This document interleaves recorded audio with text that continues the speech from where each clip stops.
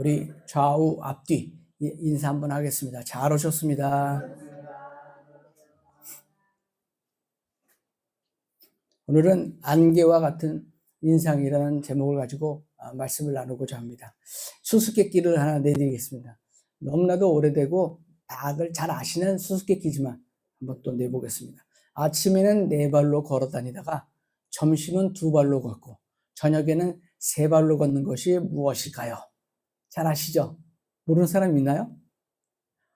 우리가 이 대답이 사람이라는 것을 다들 알고 있죠. 태어나서는 4발로, 2발, 2손으로 이렇게 기어다니는 4발로 걷고요. 젊어서는 2발로 열심히 걷고 뛰다가 이제 좀 나이가 들어서는 이렇게 지팡이까지 합쳐서 3발로 걷는 것이 사람입니다. 우리는 인생을 야고보에서는 무엇라고 하는지 한번 오늘 첫 번째로 헛된 욕망에 사로잡혀 사는 인생을 지적하고 있습니다. 13절에 보면 우리가 아까 읽었지만 이 야고보는 13절에 보면 마지막 부분에 들으십시오라고 하죠. 들어라. 너희들은 이런 말을 좀 귀담아서 잘 들어라라고 하는 것입니다. 지금부터 이제 자신이 책망할 자들이 어떤 자들인 것이 있느냐라는 것을 이렇게 서술하려고 시작을 하는 겁니다. 니네들 이거 들어라. 뭐냐? 이제부터 내가 너희들을 책망할 텐데 그 책망할 이야기들을 잘 들어봐라고 하는 겁니다. 말씀해 보면 어느 도시에 가서 또 1년을 지내며 장사하여 돈을 벌겠다라는 이 표현은 정말 아무런 꿈과 계획이 없는 사람이 아니라 정말 어떤 구체적인 사업, 장소, 기간, 목적을 제시하는 아주 놀라운 사업가가 이야기하는 것입니다. 막연히 꿈만 꾸며 앉아있고 주먹구구식으로 사업을 하는 사람의 이야기가 아닙니다. 타당성 검토를 거쳐서 완벽한 사업 계획과 프로젝트를 만들어서 이제 내가 이렇게 하려고 하는데 어떤 자랑을 딱 내놓는 것이죠. 그런데 야고보는 그것을 지적하고 있는 것입니다. 미래에 대한 계획 자체를 악한 것으로 보시는 걸까요? 그렇지 않습니다. 주님께서는 아무 계획도 없이 무작정 예수님을 따라다니는 그런 사람들을 위해서 좀 더 곰곰이 잘 생각하고 신중하게 나를 따라라고 말씀을 하고 계십니다. 이들의 꿈과 계획 속에는 하나님의 영광을 위해서 살겠다는 것이 없고 오직 자기들의 뜻과 욕심만이 가득 차 있는 것이죠. 자기 뜻과 욕심대로 살아보겠다라고 하는 것은 아담과 하와의 죄악된 그 결과로 인해서 그때부터 지금까지 우리가 해오던 길입니다. 우리 하나님께서 우리 인간을 하나님의 그 형상을 따라 지으신 것은 오직 하나님의 영광과 뜻을 위하여 살아가라고 말씀하는 것이지요. 우리는 이 땅을 살아감에 있어서 계획을 바꾸고 또 비전을 세우고 여러 가지 프로젝트를 만드는 것이 중요하지만 먼저 하나님의 뜻과 영광이 전제되어야만 하는 것이 중요한 것입니다. 14절을 보면 여러분은 내일 일을 알지 못합니다. 여러분의 생명이 무엇입니까? 잠깐 나타났다가 사라지는 안개와 같다고 우리에게 말씀을 하고 있습니다. 안개라는 것은 지표 부근의 수증기가 은결이라는 것이 돼요. 그래서 그렇게 해서 지표면 땅 부근에서 생기는 물방울입니다. 습도가 높은 날, 맑은 날 야간에 잘 생기고 또 비가 온 후 맑은 밤에도 잘 생깁니다. 안개는 특히 일출 후, 그러니까 해가 뜬 후 한두 시간 사이에 싹 사라지죠. 아침에 뉴스에서 오늘 안개가 많이 끼겠습니다 그렇다고 해서 하루 종일 끼는다는 거의 없어요. 싹 햇빛이 뜨면 그대로 이게 물방울 습기이기 때문에 다 날아가 버리는 거죠. 바로 하나님께서 인생을 안개와 같다고 하신 이유는 안개가 생긴 지 한두 시간 내에 금방 사라지기 때문에 인생이 짧다고 하는 것입니다. 그런데 문제는 인간들이 이 점을 모르고 착각하며 살고 있어요. 우리 인간은 한치 앞에 일도 알 수 없는 연약한 존재이므로 내일 일을 장담하지 못합니다. 또 내일 일을 장담할 수가 없어요. 또 내일 일을 장담하는 것은 하나의 교만이라고 볼 수 있습니다. 어떤 부자가 내 재물이 너무 많이 늘어나는데 창고를 많이 지어야 되겠다. 그래가지고 창고를 막 더 지어서 거기다가 재물을 더 꽉꽉꽉꽉 채웁니다. 그 다음날 하나님이 그를 탁 데리고 가셨어요. 그거 뭡니까? 아무것도 없는 거예요. 정말 안개와 같은 인생인 거예요. 성경에 나오는 이야기입니다. 우리가 너무나도 또 잘 알고 있는 에스더 이야기가 있죠. 에스더는 히브리인인데 그 당시 페르시아 왕비가 됐어요. 근데 그와 함께 같이 유대인이면서 그 당시에 왕을 살린 모르드게라는 사람이 있습니다. 그러니까 어떤 사람들이 이 왕을 죽이고 반역을 저지른 것을 모르드게가 발견하고 그거를 해결을 하죠. 그런데도 그에게 아무런 벼슬을 주지를 않았습니다. 그런데 이제 이 모르드게가 유대인인데 이 사람을 무지하게 미워하는 하만이라는 사람이 있습니다. 이 하만은 너무나도 교만하고 어떤 여러 가지 욕구가 굉장히 충만한 사람입니다. 그런데 이제 이 하만이 저 유대인들을 다 잡아서 사실 죽이고 싶어요. 그래서 어떡합니까? 왕에게 이야기를 하죠. 왕이시여, 우리 유대인들을 다 잡아서 죽일 수 있는 이제 조서를 꾸며서 왕에게 도장을 받습니다. 그래서 그런 날이 오니까 어떻게 되겠어요? 그 방을 다 붙입니다. 전국에다 다 수배를 해요. 이 히브리인을 다 죽이자. 근데 이제 그걸 이 모르드게가 알고 이 에스더 왕비가 된 에스더에게 이야기를 하죠. 어떤 이야기랍니까? 야, 네가 이 자리에 온 것은 하나님께서 이 시기에 맞춰서 하나님이 너를 이 자리에다 해놓은 것이다. 네가 해결을 해야 된다. 네가 왕에게 얘기해라. 근데 그 당시에 왕비는 왕이 찾지 않고 왕에게 먼저 이야기를 하면 폐위를 당합니다. 뭐 죽기까지 하지요. 먼저 왕비가 그렇게 해서 와스더 왕비가 폐위를 당했어요. 그래도 이 에스더는 죽으면 죽으리라는 생각을 가지고 이제 그 이야기를 전하려고 하지요. 그런 가운데서 많은 일들이 벌어지는데 이 하만이 이 모르드게를 죽이려고 기단한 나무 십자가 같이 장대를 만들어 놓고 거기다 죽여야 되겠다 이야기를 하고 만들어 놨어요. 근데 나중에 에스더와 이 모르드게의 하나님을 믿고 있는 이 믿음 가운데서 이게 어떤 반전과 역전이 일어나죠. 이 성경에서 반전과 역전이 일어나는 게 많이 있습니다. 그 중에서 이 에스더의 얘기가 제일 크죠. 그거를 페리페이티아라고 하는데 그걸 가지고 목사님들이 설교를 참 많이 합니다. 아무튼 이 하만이라는 남자는 자기가 저 모르드게를 죽이려고 높이 세운 장대를 만들어 놓고 기다렸지만 그 다음날 하만이 거기에 목매달려 죽습니다. 그리고 온 가족이 다 멸절을 당하지요. 그러니까 이 하만도 인생이 안개와 같은 것을 깨닫지 못하고 또 내일을 장담하며 하나님을 업신여겼기 때문에 이러한 일을 당하게 된 것입니다. 자기의 부귀영화를 자랑하던 이 하만은 정말 단 5분 후의 일도 생각지 못했던 것이죠.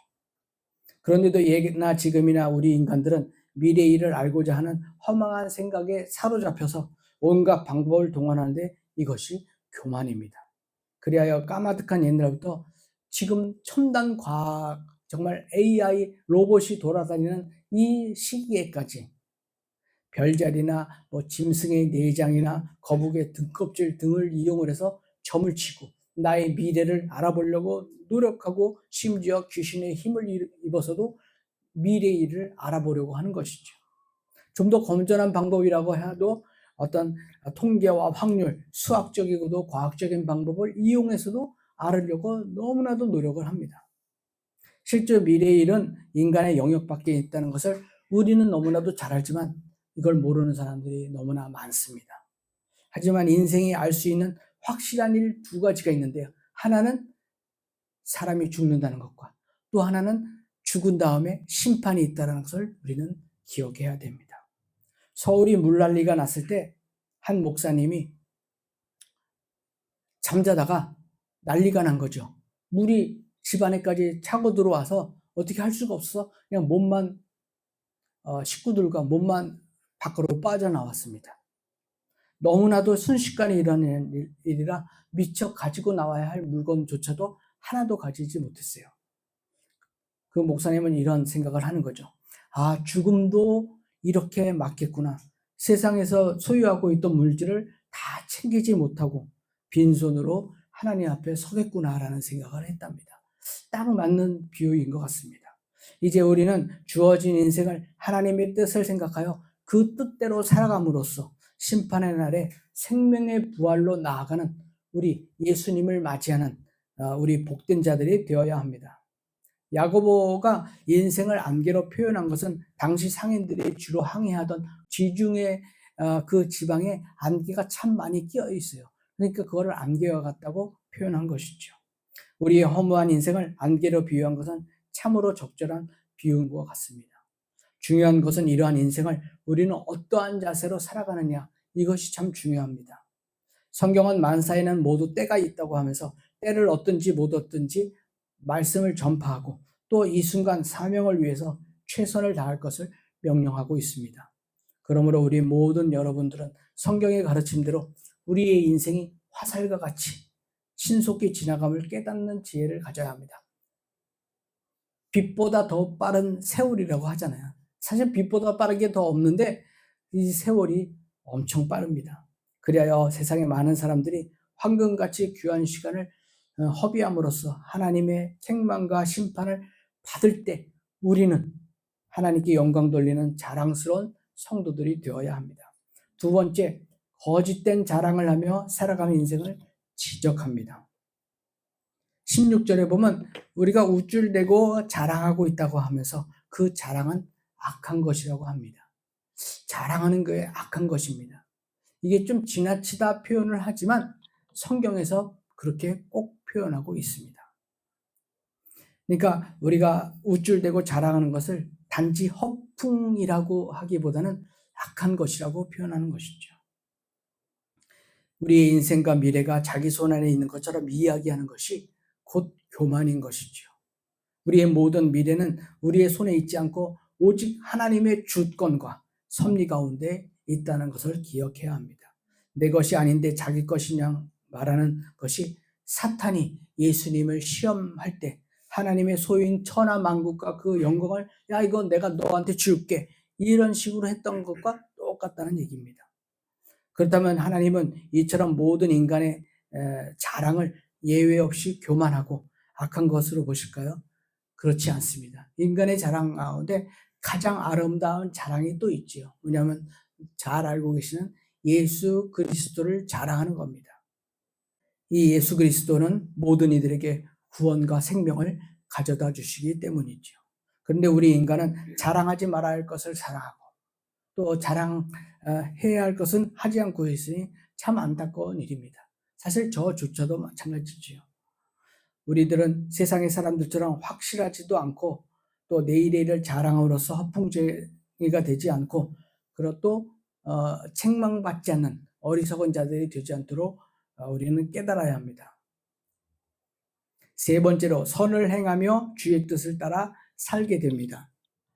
주님께서 원하시면 우리가 살 것이고 또 이런 일이나 저런 일을 할 것이다. 우리 성도라면 모름지기 모든 일에 있어서 자기 뜻과 계획을 세우기 전에 먼저 하나님의 뜻을 묻고 그것을 힘써 행해야 합니다. 오늘날 교회나 성도들이 하나님의 뜻을 오해하고 또 악용함으로써 오히려 하나님의 영광을 가리는 경우가 있습니다. 모든 것이 하나님의 뜻이라고 주장하며 거꾸로 나머지 사람들을 하나님의 뜻으로 거스르는 자들이다. 이렇게까지 하는 경우가 있죠. 제 주위에도 얼마 전에 그런 사람이 있었어요. 이건 하나님의 뜻이야. 무조건 뭐든지 하나님의 뜻이야 그러면 꼭 나는 하나님의 뜻을 거부하는 사람처럼 느껴지잖아요. 그런 사람이 있습니다. 또 어떤 이는 적극적 사고방식, 긍정적 사고방식, 인문학 이런 것들이 요즘 너무나도 많이 뜨고 있는데 이걸 교회에 가져와서 교모히 자기의 이익을 위해서 쓰는 이것을 쓰지 말라는 얘기가 아니에요. 그러나 사실은 성경에서는 적극적 사고방식, 긍정적 사고방식이 아니라 그거보다도 예수의 사고방식을 가져야 되는데 이걸 무지하게 막 뭐랄까요, 어떤 무슨 뭐 문화센터 이래가지고 하는 경우가 많이 있죠. 그걸 하지 말라는 게 아니라 그걸로 인해서 자기의 유익과 자기의 이익을 챙기는 사람이 있다는 얘기입니다. 심지어 어떤 자는 자기가 원하는 이성과 결혼하기 위해서 이 결혼은 하나님의 뜻이야, 이렇게까지 얘기하는 사람이 있다는 얘기입니다. 또 자기 욕심대로 행하고 나중에는 이를 하나님 앞에 내놓으며 허락해달라고 합니다. 성전 높은 곳에서 뛰어내리며 하나님에게 나 여기서 뛰어내릴 테니까 붙잡아 주십시오, 받쳐 주십시오라고 하는 교만한 마음을 갖고 있는 것이죠. 이럴 때 필요한 것은 경건한 망설임이 있어야 됩니다. 그러니까 이거를 신학자들이 경건한 망설임이라는 표현을 하는데, 우리가 무엇인가를 할 때 바로 그걸 우리가 반응을 해서 이렇게 하지 말고 생각을 해보라는 얘기예요. 한 발자국 뒤로 가서 이걸 꼭 해야 될까? 이게 하나님의 뜻일까? 어떤 망설임을 가지고 생각을 해봐야 됩니다. 경건한 망설임이에요. 그러니까 경건을 우리가 말로만 하지 말고 경건의 능력을 우리가 취해야 되는데요. 이거에 대해서는 또 다음에 제가 말씀드리겠습니다. 그러니까 하나님의 뜻을 확실히 알기까지 행동을 자제하는 사람들을 오히려 믿음이 없다고 비웃고 있습니다. 야, 이게 분명히 하나님의 뜻인데 너는 그걸 모르냐? 야, 참 너 믿음이 작다, 이렇게까지 판단하는 경우가 많이 있다는 얘기입니다. 이것이 하나님의 뜻이라고 말하는 거죠. 말하자면 모슬림들이 인샬라 하죠. 인샬라가 뭐예요? 알라의 뜻대로.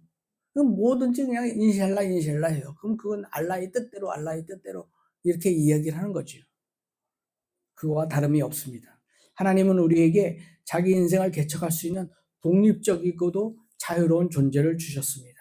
그러니까 자유의지를 주셨어요. 우리가 꼭두각시 인형처럼 줄로 매달아서 이렇게 하면 오른팔, 왼팔, 왼발, 오른발 움직이는 것이 아니라 우리가 움직이고 싶은 대로 자유의지를 가지고 있다는 것이죠. 먼저 하나님의 뜻을 묻고 그 뜻이 확실하면 전심을 다해 힘써 행함으로써 이 땅에 하나님의 뜻이 이루어지도록 충성스러운 하나님의 백성이 되어야 합니다. 우리 17절은 한번 읽어볼까요? 시작. 그러므로 사람이 해야 할 선한 일이 무엇인지 알면서도 하지 않으면 그것은 그에게 죄가 됩니다. 하나님께서 행하라고 하신 것을 행치 않는 것도 죄라고 하는 것이죠. 이 야고보서의 큰 특징이 하나 있는데요. 사실 좀 무섭습니다. 뭐냐면 알고 있는 거를 행치 않는 것, 이게 죄라는 거지요. 그러니까 야고보는 행하라 이걸 참 많이 강조를 합니다. 그러니까 이 야고보서의 말씀은 죄에 대해서 일반적으로 생각하는 그런 죄의 개념을 새롭게 쓰고 있습니다. 우리가 죄라는 것을 일반적으로 하지 말라는 뜻이 있잖아요.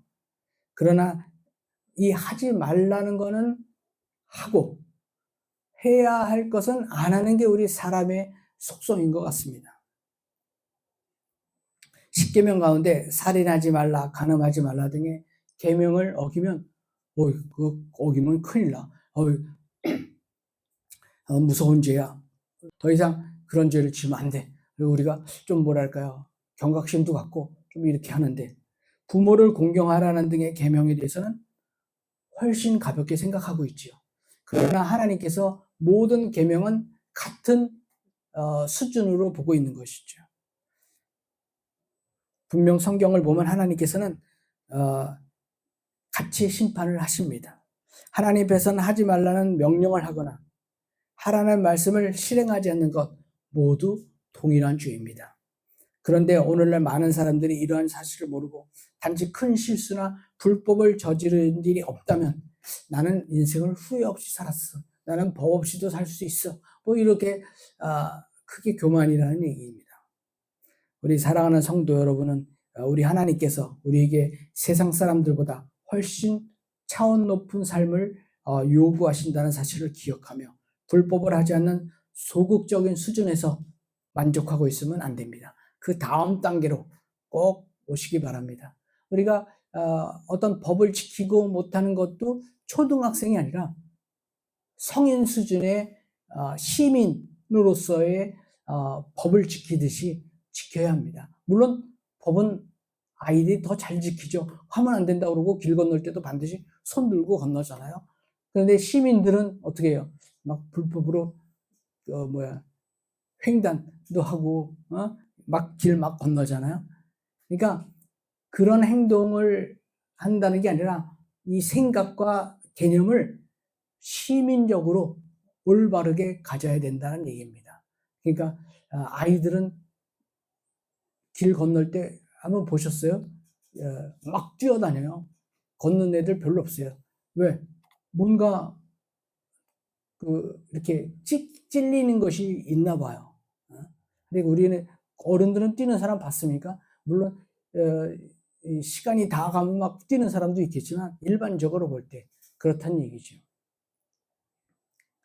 그러니까 우리 오늘 이 야고보는 내일 일을 알지 못하는 자들이 자기 욕심과 계획을 잘하는 것을 보며 그것은 거짓된 자랑일 뿐 아니라 어리석고 악한 행위라고 말씀하고 있습니다.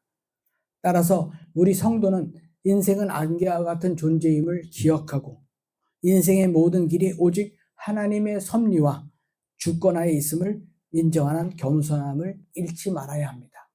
우리가 코람데오 잘 알죠? 하나님 앞에서. 그 다음에 데오 볼렌테 하나님이 허락하시면 이런 말을 우리가 생각하시면서 살아야겠습니다. 이제 전국적으로 벚꽃과 개나리, 진달래, 목련 등이 아름답게 필 이제 3월이 왔습니다. 그러나 또 봄비가 내린 후 꽃잎들이 모두 다 지고 나면 연한 녹색을 띤 새순들이 올라오죠. 우리 잘 알고 계시는 화무십일용이란 말이 있죠. 아무리 아름다운 꽃이라도 열흘을 가지 않는다라고 합니다. 우리의 인생의 이치도 마찬가지입니다. 세상에 어떤 것과도 비교할 수 없는 영원한 것은 오직 주님의 말씀과 또 그 주님의 말씀대로 사는 우리 모든 성도들이지요. 잠시 머무를 세상 사람들과 달리 우리 그리스도인들은 영원한 삶을 바라보며 영원한 세계를 사모하며 살아야겠습니다. 그러니까 우리는 대한민국 백성이니까 대한민국 법을 따르겠죠. 그렇다면 우리는 하나님 나라의 백성이기 때문에 하나님 나라의 말씀을 가지고 또 살아야 합니다. 우리 대한민국 법보다 상위법이라고 할 수가 있는 거죠. 그러니까 우리는 하늘나라의 법을 가지고 사는 것을 꼭 기억을 해야 하는 것이죠. 우리가 대한민국 사람인데 뭐 미국 법을 따르겠습니까? 뭘 따르겠습니까? 물론 국제법이라는 것도 있겠지요. 그러나 그게 아니라 우리는 그리스도인이만큼 그리스도인으로서의 하늘나라 그 법을 따라야 하는 것이죠. 그러니까 오늘 우리의 인생은 안개와 같다라는 것 때문에 에이 그러면 인생 뭐 있어 그러면서 사는 것이 아니라 그 가운데 예수 그리스도의 섭리와 계획이 있으니 그 가운데서 하나님께서 나를 통해서 무엇인가 일하실 것을 생각하며 또 나를 통해서 무엇인가 하실 것을 생각하며 살아야겠다는 믿음을 가지시기 바랍니다. 그래서 우리가 하늘나라의 백성이 되는 그런 준비하는 삶, 또 영혼을 준비하는 삶, 우리 그리스도인으로서의 향기와 또 빛과 소금의 역할을 감당하는 삶, 그런 삶을 꼭 준비하시기를 주님의 이름으로 축원합니다.